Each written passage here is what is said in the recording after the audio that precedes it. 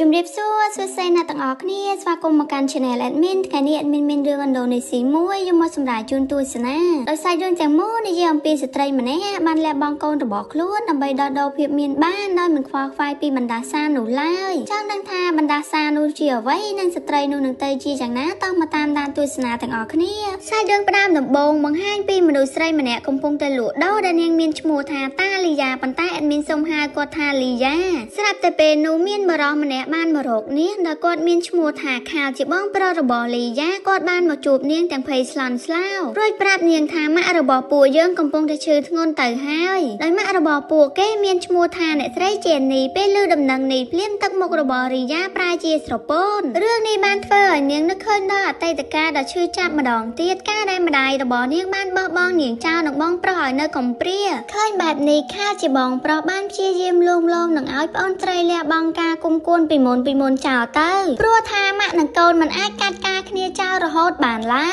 บรรใต้ตามปัตเตยข้าข้ามเปร่งบรรเจ้าป้อนไตรระหดดอขณะนี้ก็พรัวแต่รูเกกำปงแต่ชอบบอมนอเกเนยข่างไกลก็บอมน้องปัดประกาศระบอกเกคือกรอนแต่จ้างเติบเตียไว้นำใบส้มลอยปีมาได้ดามีนทรอบสมบัติดอกดำใต้ปันนอบรรใต้เป้แต่ปูกวาดแต่งปีนังก้นระบอรียามาดอเพลี้ยมเรื่องในบองป้อนแต่งปีเนี่ยนึกสมานมาดอหนูกื้อมาได้ระบอกปูเกใบจิตเละขลุ่นชื้อระหดดอธนะมันอาจกล่าวปีเลอแกรรวยตัวแต่ซ้อเนื้อเป้แต่ปูเกบ้านเคยมาระบอกขลุ่นได้ดอกดังเนเลอแกรบาดในปูเกแต่งปีนังก้นระบอกเนียงก็มาได้แต่จิตนังเมียนกาพญาป้าอย่างคลั่งรวมมาเตยรูกเรียนสมบัติข่างกลายซึ่งแต่ขมันเจียงลียาใต้จิโกนไสเตยตีตามกาบังกอบระบอลียาก้นไสระบอเนียงเมียนชมูทาเสียบ้านดาโจแต่จิตจับได้รวยโปเปียซัวสกตกตะการโลกเย่บนใต้เพลียมหนูเนี่ยไสเจนนีสระแต่จับเตียงได้ระบออาเซียจวบอย่างนั้นบนใต้น่ะเป็นหนูมิ่งเมย์เตะบ้านสตูแต่ลวงลมนังเพื่อเอาอารามระบอเนี่ยไสเจนนีสงบแต่เว้นเดิบกดปลอมเล่นได้อาเซียเจนเว้น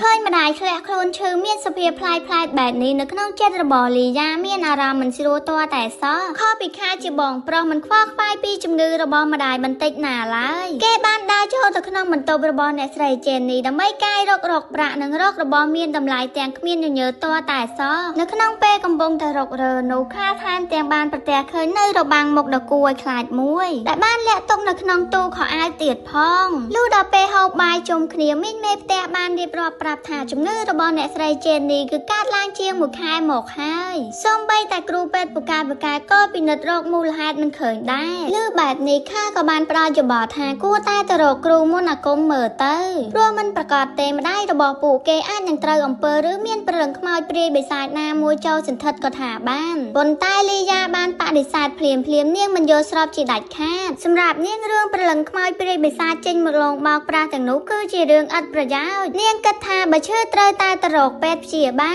ก็โดยซาแต่เรื่องมาแตะมันเจ้าสำรองเคลียหนีหายเธอทั่วไอ้ปองปอนแต่งปีเนี่ยบ้านตัวเปียสำได้หนึ่งเคลียลูกดอกปลักไงบรรทบก้อนไส้ระบอรียาทราบแต่เกหะโดยเชียลือสำเลยอย่าไหวพลายจริงปีบรรทบระบอโลกเย่เป้ยเกลุยเจ้าตะขนมบรรทบนู้จังไผ่คลายเกบ้านลุ่นเจ้าตะกรอมแกร่ดำใบยกลานระบอเกบนใต้บำรองนังลูกได้ยกเวียรุ่ยลุ่นเจงเวงแต่หายเพลียมนกสระตาลูกใหญ่ระบอเกบ้านแคลไปเลยแกร่หมอกสองก้อนเลิกล้วนระบอเกแต่งยัวตรเตรอาเซียบ้านเตรมแต่ทรายแจงไผ่ตัดสลอเป้เลืออาเซียสไลเข้าปีทอมาดาเพลียมข้ากับบ้านสตูรถเจ้าตะขนมบรรทบเพลียมมันได้ตัวใบจิเกข้ามปรังเลิกใบมาได้จะเลิกแกร่เวงก่อได้ก็คล้วนต้านระบอเนี่ยไสเจนนี่เนยใต้บางตอประกาศบ่าวคล้วนรหดตัวตายเนี่ยมินเมย์แต่บ้านรถตะบางมาซิมจะจมเรียงโบราณเตเพื่อเอาอารามหนังเรียงใกล้ระบอเนี่ยไสเจนนี่ปลายจิตสงบแต่เวงมันติงมาดอง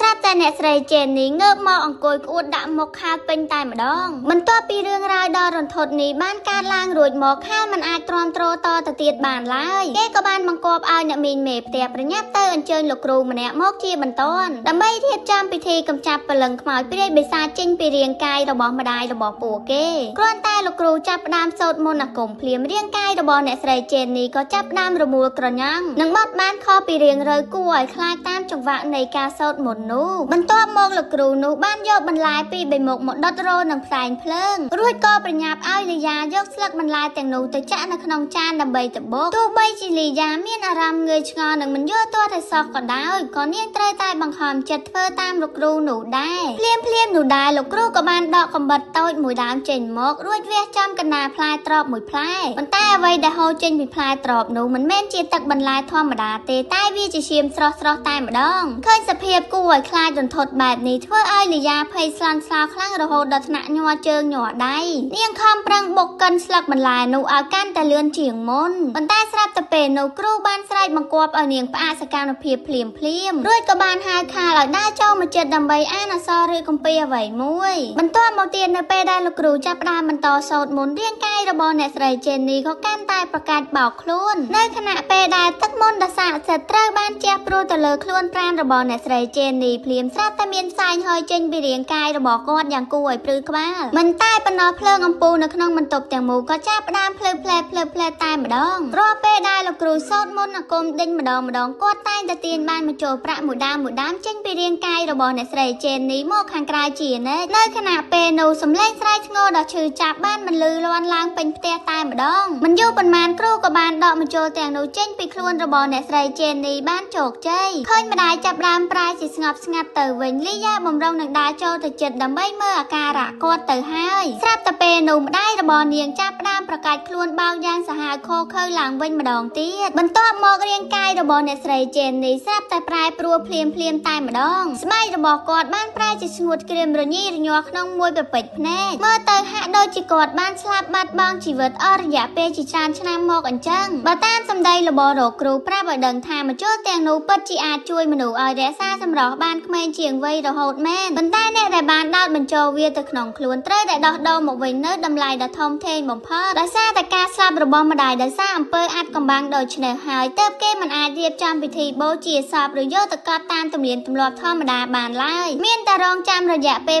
7ថ្ងៃក្រោយទើបត្រូវបានយកសាកសពរបស់ម្ដាយគេទៅដង្កល់នៅក្នុងរោងភ្នំថ្មដើម្បីធ្វើពិធីតែពិធីនោះគេហៅថាពិធីរំលាយសពក្នុងទឹកឬបណ្ដែតទឹកទើបអាចធានាបានថានឹងគ្មានរឿងរ៉ាវកើតហេតុចម្លែកឬគ្រោះភ័យណាមួយកើតឡើងបន្តទៀតលុះដល់ពេលយកបាត់ត្រៀតក្នុងខណៈពេលដែលលីយ៉ាកំពុងតែអង្គុយបួងសួងជូនវិញ្ញាណក្ខន្ធរបស់ម្ដាយស្រាប់តែនៅក្បែរត្រចៀករបស់នាងបានបន្លឺនៅសំឡេងរបស់ម្ដាយយ៉ាងច្បាស់ភ្លាមនោះលីយ៉ាមិនដឹងថាខ្លួនកំពុងតែរវើរវាយគិតច្រើនឬមួយក៏សាកសពរបស់ម្ដាយរបស់នាងពិតជាអាចបើកមាត់និយាយបានមែននោះទេនាងក៏បានលូកដៃទាំងញ័រទៅត្រើតបំរុងនឹងបើកក្រណាត់រុំសាកសពនោះមើលទៅហើយប៉ុន្តែស្រាប់តែវិញ្ញាណរបស់ម្ដាយរបស់នាងបានលេចឡើងនិយាយពីក្រោយនាងធ្វើឲ្យនាងមានអារម្មណ៍ភ័យជាខ្លាំងមីងមេផ្ទះក៏បានប្រញាប់រត់មករួចនិយាយរួមរោមនឹងដាស់តឿនឲ្យលីយ៉ាទៅសម្រាកភ្លាមនៅពេលកណ្ដាលយប់ស្រាប់តែកជារបស់អាសៀបានឮសំឡេងកណ្ដឹងដោយមិនដឹងមូលហេតុភ្លាមនោះនៅខាងក្រៅទ្វារបន្ទប់ស្រាប់តែលេចចេញជាស្រមោលខ្មៅ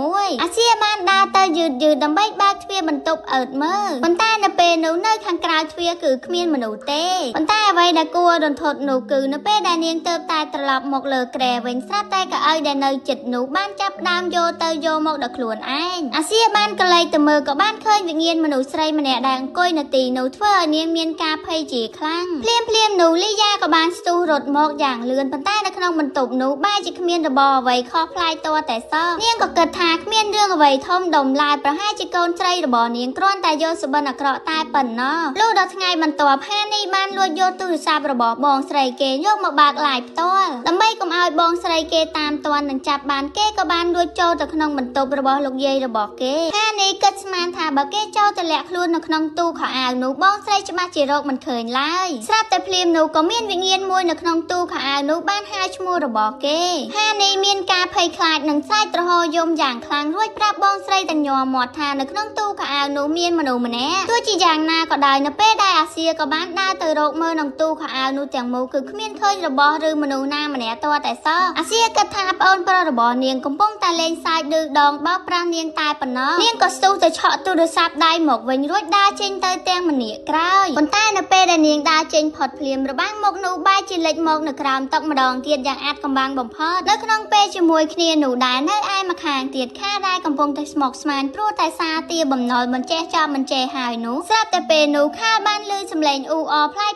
លាន់ចេញពីក្នុងបន្ទប់ទទួលភ្ញៀវគេក៏បានដើរយឺតទៅតាមប្រភពសំឡេងនោះលុះទៅដល់មើលទៅគេសឹងតែមិនជឿនឹងភ្នែកខ្លួនឯងទាល់តែសោះព្រោះនៅជុំវិញសាកសមម្ដាយរបស់គេមានក្រុមស្ត្រីមួយក្រុមដែលមានកាយវិការចម្លែកខុសប្លែកពីមនុស្សធម្មតាកំពុងតែអង្គុយចោមរោមចិត្តឈឹងដោយសារតែមានការភ័យខ្លាចខ្លាំងពេកខាបានស្ទុះទៅចុចបើកភ្លើងអំពូលភ្លាម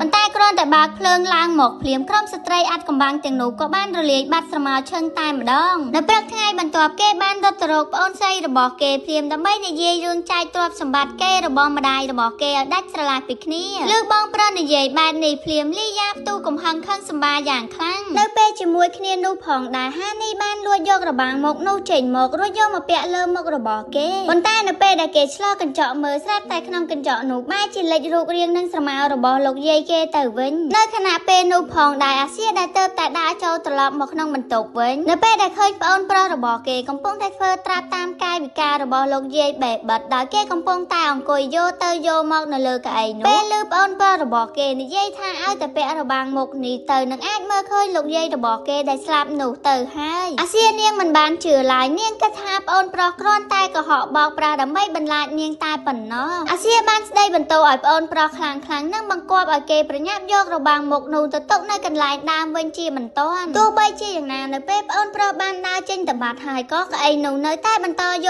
កទៅយកមកមិនព្រមឈប់ទាល់តែសោះលុះឈានចូលដល់កន្លែងយប់ស្រាប់តែអាសៀបានទៅអង្គុយនៅលើកៅអីនោះយកទៅយកមកដោយមិនដឹងខ្លួនមិនត្រឹមតែប៉ុណ្ណោះនាងថែមទាំងបានដើរយឺតទាំងទឹកមុខគួរឲ្យខ្លាចមកឈរនៅក្បែរក្រែប្អូនរបស់គេកេងទៀតផងដោយឃើញរឹកពីផ្លាយរបស់បងស្រីបែបនេះធ្វើឲ្យហានីភ័យជាខ្លាំងរួចរត់ស្ទុះចេញពីក្រៅបន្ទប់ភ្លាមសម្លេងស្រែករបស់ហានីបានដាស់មនុស្សគ្រប់គ្នានៅក្នុងផ្ទះឲ្យភ្ញាក់ឡើងភ្លាមបន្ទាប់ពីសាកសួរនិងដឹងរឿងរ៉ាវរួចមកលីយ៉ាបានដើរទៅបើកទ្វារបន្ទប់មើលប៉ុន្តែបែរជាឃើញអាសៀងើបមកអង្គុយធ្វើមុខមិនយល់អ្វីទាំងអស់ដូចជាមិនដឹងថានឹងមានរឿងអ្វីកើតឡើងទាល់តែសោះឃើញសភាពបែបនេះគ្រប់គ្នាក៏បានត្រឹមតែជួយនិយាយលួងលោមឲ្យហានីថារឿងអំបញ្ញមិញនេះប្រហែលជាការយកសុបិនអាក្រក់បោកប្រាស់ភ្នែកតែប៉ុណ្ណោះដើម្បីឲ្យកូនប្រុសអស់ចិត្តនិងបាត់ភ័យខ្លាចលីយ៉ាបានសម្រេចចិត្តនៅកេងកំដរគេនៅក្នុងបន្ទប់នោះនៅពេលដែលនាងក្រឡេកទៅឃើញរបាំងមុខនោះដាក់នៅលើក្រែក្នុងចិត្តរបស់រីយ៉ាស្រាប់តែដឹងថានឹងមានរឿងមិនល្អកើតឡើងភ្លាមតែម្ដ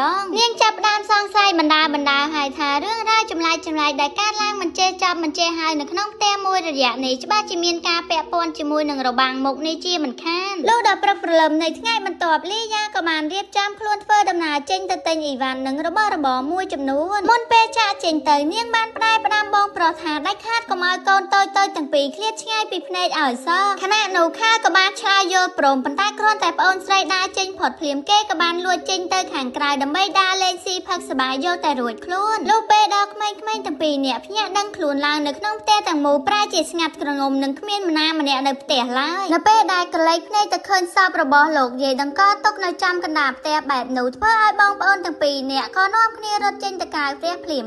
ទោះជាយ៉ាងណាពួកគេរងចាំរហូតទាល់តែមេឃងងឹតទៅហើយក៏នៅតែមិនឃើញមានម្ដាយត្រឡប់មកផ្ទះវិញសោះចុងក្រោយដោយសារតែទ្រាំមិនបានបងប្អូនទាំងពីរនាក់មានតែបង្ខំចិត្តដើរត្រឡប់ចូលទៅក្នុងផ្ទះដែលគួរឲ្យខ្លាចនោះវិញនៅពេលដែលអាសៀចូលទៅក្នុងបន្ទប់ទឹកហានីបានស្រែកនឹងគួរទ្វារពីខាងក្រៅខ្លាំងពេកទៅធ្វើឲ្យនាងបើកទ្វារចេញមកប៉ុន្តែភ្លាមនោះស្រាប់តែមានស្រមោលខ្មៅមួយនៅពីក្រៅខ្នងរបស់នាងធ្វើឲ្យពួកគេទាំងពីរភ័យរត់ចេញមកខាងក្រៅអស់គ្រាន់តែអ្នកទាំងពីររត់ចេញមកក្រៅផ្ទះភ្លាមក៏ត្រាប់តែជួបម្ដាយនិងអ្នកមីងមេផ្ទះដែលកំពុងតែប្រញាប់ត្រឡប់មកផ្ទះវិញបន្ទាប់ពីបានស្ដាប់កូនទាំងពីររៀបរាប់រឿងរ៉ាវរួចមកលីយ៉ាក៏បាននាំពួកគេដើរចូលទៅក្នុងផ្ទះវិញប៉ុន្តែសាកសពនោះនៅតែដេកស្ងៀមនៅលើកម្រាលដដែលនៅពេលជាមួយគ្នានោះដែរខាបានភ្ញាក់ដឹងខ្លួនឡើងនៅក្នុងស្ថានភាពអាក្រាតកាយចំកណ្ដាលវាភ្នោខ្មៅគាត់បានស្រវេស្រវាស្លៀកពាក់លួចត្រឡប់មកផ្ទះវិញខានមានបំណងលួចចូលទៅក្នុងបន្ទប់វិញស្ងាត់ប៉ុន្តែត្រូវបានលីយ៉ាមកទាន់លីយ៉ាបានសួរដេញដោលនឹងស្ដីបន្ទោឲ្យបងប្រុសលុះដល់កណ្ដាលយប់ពេលដែលលីយ៉ាភ្ញាក់ពីគេនាងក៏ស្រាប់តែដឹងថាកូនស្រីដែលក្បែរខ្លួនរបស់គេបានបាត់ខ្លួនបាត់ទៅហើយនាងក៏ប្រញាប់ក្រោកឡើងដើរចេញទៅរកកូនតែពេលដើរមកដល់កណ្ដាលផ្ទះនាងស្រាប់តែឃើញកូនស្រីរបស់នាងនិងក្រុមមនុស្សស្រីមួយក្រុមពាក់មកកំពុងតែលុតជង្គង់ជុំវិញសាកសពរបស់ម្ដាយរបស់នាងហើយបានសម្លឹងមើលមុខនាងនិងបានដើរមកសម្ដៅជុំវិញខ្លួនរបស់លីយ៉ានិងបាននិយាយថាកុំបំពេញពាក្យសន្យារបស់ខ្លួនឯងឲ្យសោះពេលបានលើពួកគេចេះតែនិយាយនៅក្បែរត្រចៀកថាសូមកុំបំពេញពាក្យសន្យារបស់អ្នកលីយ៉ាភ័យស្លន់ស្លោរហូតស្ទើរតែបាត់បង់ស្មារតីទៅហើយនាងបានរត់ចេញពីមនុស្សស្រីពាក់មុខទាំងនោះហើយបានទៅអោបកូនស្រីនិងដោះរបាំងមុខចេញភ្លាមនោះក្រុមមនុស្សស្រីចម្លែកទាំងនោះក៏បាត់ស្រមោលទៅអស់ទៅតាមនឹងដែរក្រោយពីឆ្លងកាត់រឿងរ៉ាវដ៏រន្ធត់នេះមកលីយ៉ាបានសម្រេចចិត្តនឹងដុតបំផ្លាញរបាំងមុខដ៏គួរឲ្យខ្លាចនោះចោលរួចក៏ប្រញាប់ហៅគេឯងឲ្យមកជួយរៀបចំពិធីបុណ្យសពដើម្បីយកសពម្ដាយរបស់នាងទៅកប់តែម្ដងទោះបីជាខាត ចាំងចំទាស់ក៏ដោយដើម្បីសុវត្ថិភាពរបស់កូនរិយាមិនខ្វល់ខ្វាយពីអ្វីទាំងអស់ថ្ងៃដដែលនោះនាងក៏បាននាំមនុស្សគ្រប់គ្នាយកសពរបស់ម្ដាយទៅកប់ក្នុងដីបានសម្រេចលុះចប់កម្មវិធីបន្សពគ្រាន់តែគ្រួសារមួយនេះត្រឡប់មកដល់ផ្ទះវិញភ្លាមស្រាប់តែមានវងសត្វហោះហើរឡើងច្រើនកកសម្ដៅមកបុកពួកគេតែម្ដងនៅពេលដែលពួកគេដើរចូលទៅក្នុងផ្ទះហើយក៏បានឃើញសាកសពរបស់ម្ដាយបានត្រឡប់មកដេកចំកណ្ដាលផ្ទះវិញដដែលពួកគេមានបំណងចង់រត់ចេញពីផ្ទះនេះប៉ុន្តែនៅពេលដែលរត់បានពាក់កណ្ដាលផ្លូវបែរជាមានស្ត្រីម្នាក់ដែលមានមុខមាត់ដោយម្ដាយបេះបិទមកឈរបាំងផ្លូវពួកគេមិនឲ្យទៅរួចស្ថិតនៅក្នុងស្ថានភាពនោះទៅមកក៏មិនរួចថយក្រោយក៏មិនរួចគេក៏បង្ខំចិត្តត្រឡប់ចូលមកក្នុងផ្ទះវិញបន្ទាប់ពីពួកគេបានដេកលងលូអស់ខាគ្រាន់តែបើកភ្នែកឡើងភ្លាមសាកសម្ដាយរបស់គេមកបង្ហាញនៅពីមុខភ្នែករបស់គេតែម្ដងគាត់បានព្យាយាមរត់ចេញពីទីនោះប៉ុន្តែនៅក្នុងផ្ទះពេលនេះពោពេញទៅដោយក្រុមមនុស្សស្រីពាក់របាំងមកពេញផ្ទះតែម្ដងស្ត្រីម្នាក់ក្នុងចំណោមនោះគ្រាន់តែក្រវីដៃមួយទំហឹងធ្វើឲ្យខាលហោះចេញទៅបោកសន្លប់ស្ដោស្ដឹងនៅក្នុងអាងទឹកភ្លាមលុះដល់សមាជិកគ្រួសារនាំគ្រូដើម្បីមកជួយខាលនៅតែដេកសន្លប់ស្ដោស្ដឹងមិនដឹងខ្លួននៅក្នុងអាងទឹកនោះដដែលក្រោយពីមានការស្រែកនិងដាស់តឿនដដែលពីមនុស្សគ្រប់គ្នាគាត់ក៏បានបើកភ្នែកឡើងវិញថ្ងៃនេះត្រូវជាថ្ងៃគម្រប់7ថ្ងៃនៃការស្លាប់របស់ម្ដាយល្មមទើបគ្រូបាននាំពួកគេទាំងអស់គ្នាធ្វើដំណើរទៅកាន់រោងភ្នំមួយដើម្បីរៀបចំពិធីបណ្ដែតសពនៅក្នុងទឹកបន្ទាប់ពីរៀបចំរោមសាកសពឡើងវិញមានរបៀបរៀបរយហើយខាក៏បានធ្វើតាមការណែនាំរបស់លោកគ្រូរួចក៏បានលើកសាកសពម្ដាយទម្លាក់ចូលទៅក្នុងទឹកសន្សឹមគ្រូចាប់ផ្ដើមសូត្រមន្តអាគមដើម្បីឲ្យវិញ្ញាណក្ខន្ធរបស់អ្នកស្លាប់ទៅកាន់សុគតិភពភ្លាមនោះគាត់បានប្រាប់ឲ្យខាប្រកល់មកចូលមកឲ្យគាត់ខាក៏បានហត់កញ្ចប់មកចូលប្រាក់នោះទៅឲ្យលោកគ្រូបន្ទាប់មកលោកគ្រូបានយកកញ្ចប់នោះទៅញាត់ចូលក្នុងរង្វង់ដៃរបស់សាកសពហើយបន្ទាប់មកទៀតគាត់ក៏បានសូត្រមន្តម្ដងទៀតដើម្បីឲ្យសាកសពលិចចុះទៅបាតទឹកលីយ៉ាមានគម្រោងថានឹងនាំកូនចាចេញពីទីនោះនៅព្រឹកថ្ងៃស្អែកប៉ុន្តែនៅពេលដែលពួកគេកំពុងតែរៀបចំអីវ៉ាន់ទាំងកណ្ដាលយប់ស្រាប់តែបានឃើញរបាំងមុខដែលខ្លួនឯងបានដុតចោលនោះសាជាថ្មីម្ដងទៀតប៉ុន្តែនៅពេលនោះលីយ៉ាបែរជាដើរសម្ដៅទៅមុខកញ្ចក់ទាំងមិនដឹងខ្លួនរួចក៏យករបាំងមុខនោះមកពាក់លើមុខរបស់នាងតែម្ដងមួយប្រពេចភ្នែកនោះឯងរូបភាពកាលពីនៅក្មេងរបស់ម្ដាយនាងក៏បានអណ្ដែតឡើងមកចំភ្នែករបស់នាងតែម្ដងនៅក្នុងឆ្នាំ1987អ្នកស្រីជេននីសម្រាប់បានកូនម្នាក់ប៉ុន្តែរាងកាយរបស់នាងគ្មានទឹកដោះសម្រាប់បំបើកូននោះឡើយចំណែកឯប្តីរបស់នាងវិញក៏គ្មានសមត្ថភាពមិនបានការសំបីតែលុយទឹកដោះគោកូនក៏រកមិនបានផងដែរស្ថិតក្នុងស្ថានភាពទាស់ច្រកនិងអស់សង្ឃឹមខ្លាំងពេកអ្នកស្រីជេននីក៏បានបីកូនតូចធ្វើដំណើរទៅកាន់រោងភ្នំមួយនោះបន្ទាប់ពីបានបូជាជីវិតកូនតូចនោះទៅស្រាប់តែមានក្រុមមនុស្សស្រីចម្លែកពាក់របាំងមុខមួយក្រុមក៏បានលេចឡើងជុំវិញខ្លួនរបស់នាងមេខ្លោងរបស់ពួកគេមិននិយាយស្ដីអ្វីមួយម៉ាត់ឡើយក៏បានស្ទុះយកមកចូលប្រាក់មួយដើមចូលទៅចាក់ចំកណ្ដាលថ្ងារបស់អ្នកស្រីជេននីភ្លាម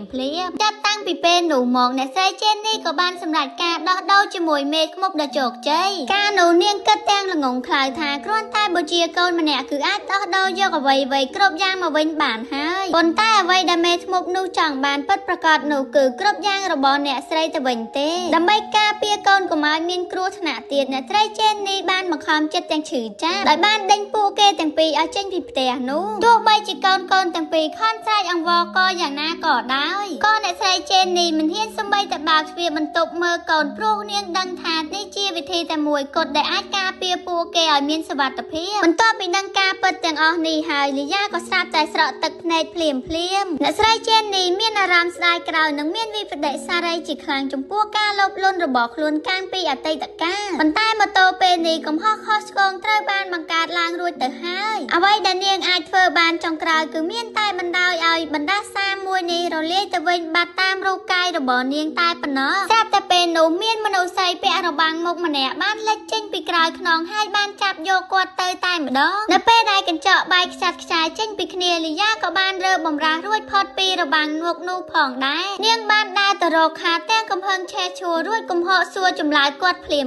នាងក៏បានសួរថាតើខាលបានលួចយកមកចូលប្រាក់នោះមែនដែរទេព្រោះថារបាំងមុខនោះនាងបានដុតកំទេចចោលទៅហើយចុះហេតុអ្វីបានជាវាមកបង្ហាញខ្លួនវិញ ក្រោយពីត្រូវរីយ៉ាសួរដេញដោលខ្លាំងពេកខាក៏ព្រមសារភាពការពិតទៅខ្លួនបានលួចទុកមកចូលប្រាក់នោះមែនព្រោះបំណងចង់យកវាទៅលក់ដើម្បីយកលុយមកសងបំណុលលបែងខណៈពេលដែលបានឮលីយ៉ានិយាយបែបនេះហើយដាច់ខាតត្រូវតែយកមកចូលប្រាក់នោះមកវិញបើមិនដូច្នេះទេមនុស្សគ្រប់គ្នានៅក្នុងគ្រួសារនឹងត្រូវស្លាប់ទាំងអស់ខាក៏ប្រញាប់លោកដៃទៅយកវាហុចឲ្យនាងភ្លាមនៅពេលនោះហានីនិងបងស្រីតែភ្ញាក់ពីគេងឡើងក៏ស្រាប់តែដឹងខ្លួនថារាងកាយរបស់ពួកគេកំពុងតែហោះទៅជាប់នឹងពីដានផ្ទះទៅហើយស្រាប់តែមានកម្លាំងថាមពលអាត់កំបាំងមួយបានទាញយកពួកគេទាំងពីរទៅទោះបីជាលីយ៉ានិងបងប្រុសរបស់នាងខាលបានស្ទុះទៅចាប់ទាញយកអាសៀបានពិតមែនប៉ុន្តែយ៉ាងណាក៏ដោយក៏ចុងក្រោយហានីត្រូវបានកម្លាំងអាត់កំបាំងនោះកន្ត្រាក់ទាញយកទៅបាត់ដដែលដើម្បីជួយសង្គ្រោះកូនប្រុសមកវិញលីយ៉ានិងខាលបាននាំគ្នាប្រញាប់ប្រញាល់កាន់មកចូលប្រាក់ទាំងនោះដើរសម្ដៅទៅកាន់រោងភ្នំនោះ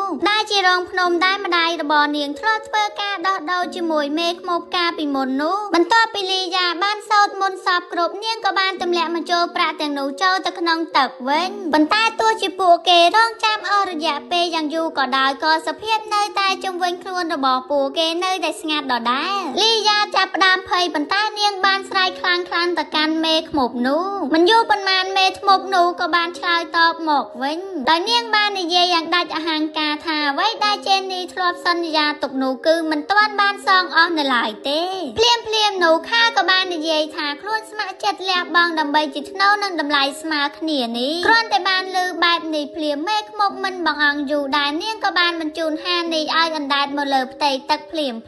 អ្នកទាំងពីរឃើញដូច្នេះក៏លែងខ្វល់ពីសុវត្ថិភាពផ្ទាល់ខ្លួនក៏បានស្ទុះទៅចាប់ទាញក្មេងមកវិញភ្លាមបន្ទាប់ពីហានីមកដល់ត្រើយដោយសុវត្ថិភាពទាំងលំបាកលីយ៉ាស្រាប់តែមានការភ្ញាក់ផ្អើលជាខ្លាំងពេលដែលឃើញខាននៅលិចជ្រៅនៅក្នុងទឹកនៅឡើយនឹងមានក្រុមមនុស្សស្រីពាក់របាំងមកឈរជុំវិញខាត្រូវជំនួសកន្លែងដោយកជីវិតក្មួយប្រុសមកវិញភ្លាមនោះលីយ៉ាបាននឹកឃើញផ្លែថាខ្លួនឯងបានផ្លេចពីរបាំងមុខនាងក៏ប្រញាប់រត់ទៅយករបាំងមុខនោះចេញមកគ្រាន់តែលីយ៉ាយកថ្មមកដំបំបែករបាំងមុខនោះភ្លាមស្រាប់តែលើផ្ទៃមុខរបស់មេធ្មប់ក៏លេចចេញជាស្នាមប្រេះស្រាំភ្លាមដែរក្រោយពីបានបន្លឺសំឡេងយ៉ាងឈឺចាប់រួចមករាងកាយរបស់មេធ្មប់រួមទាំងមនុស្សស្រីចម្លែកទាំងនោះក៏បានលិចលងក្នុងទឹកបាត់ស្រមោទៅខណៈពេលដែលលីយ៉ាកំពុងតែអោបកូនប្រុសដោយក្តីរំភើបស្រាប់តែមេឃ្មប់ដែលមិនព្រមបោះបង់ចោលបំណងអាក្រក់នោះបានបន្លាចឡើងមកលើផ្ទៃទឹកម្ដងទៀតរួចក៏បានកន្ត្រាក់អូសទាញខាចូលទៅក្នុងទឹកយ៉ាងលឿនលីយ៉ាបានព្យាយាមស្ទុះទៅចាប់ទាញបងប្រុសត្រឡប់មកវិញដែរប៉ុន្តែដោយសារតែមិនអាចជួយបាននាងបានតែឈរមើលខាលិចចុះចូលទៅក្នុងបាតទឹកជ្រៅទៅទោះបីជាក្នុងចិត្តមានការឈឺចាប់និងខ្លោចផ្សាយ៉ាងណាក៏ដោយក៏លីយ៉ាមិនហ៊ានបង្អង់យូរនៅទីនោះទៀតឡើយនៅថ្ងៃបន្ទាប់លីយ៉ាក៏បាននាំគ្នារត់ចេញពីផ្ទះនោះតែម្ដងព្រោះគិតថាធ្វើបែបនេះទើបអាចដោះស្រាយនឹងរត់គេចពីបណ្ដាសានេះបានប៉ុន្តែរយៈពេល100ថ្ងៃក្រោយមកស្រាប់តែភ្លើងនៅក្នុងផ្ទះនោះបានភ្លឺឡើងវិញយ៉ាងអាតកំបាំងហើយបានឃើញនៅក្នុងផ្ទះនោះមានស្ត្រីម្នាក់ពាក់របាំងមកកំពុងតែអង្គុយនៅទីនោះគេឃើញថានាងបានលើកដៃទាំងពីរសំពះប្រណម្យហាក់ដូចជាកំពុងតែសូត្រមន្តហៅដាស់វិញ្ញាណអ្វីមួយឲ្យដឹងខ្លួនឡើងវិញអញ្ចឹងរឿងនេះក៏បានមកដល់ទីបញ្ចប់តែត្រឹមហ្នឹងអរគុណអ្នកទាំងអស់គ្នាសម្រាប់ការតាមដានទស្សនាជួបជាមួយនឹង admin នៅវីដេអូក្រោយៗទៀតអរគុណសូមជម្រាបលា